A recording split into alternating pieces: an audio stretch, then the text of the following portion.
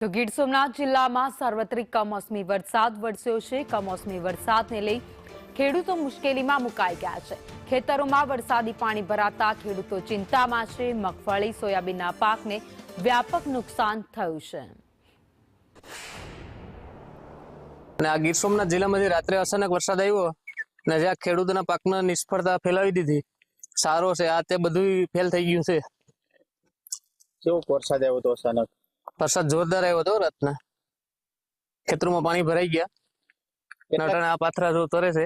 હા, કેટલાક વિસ્તારમાં નુકસાન છે? આમ તો જોઈએ તો ગીર સોમનાથ આખા જિલ્લામાં જ છે। આમ જો તો 25 તારીખે રાત્રે 10-10:30 વાગ્યાથી ધીમો ધીમો વરસાદ ચાલુ થયો।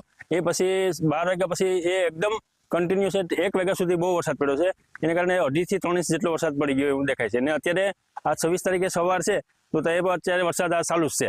આ ખેડૂતોએ 4 મહિના સુધી મહેનત કરીને આ પાક તૈયાર કર્યો હતો।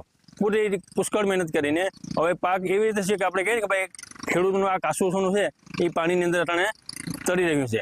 આના કારણે ખેડૂતો મરી ગયા છે।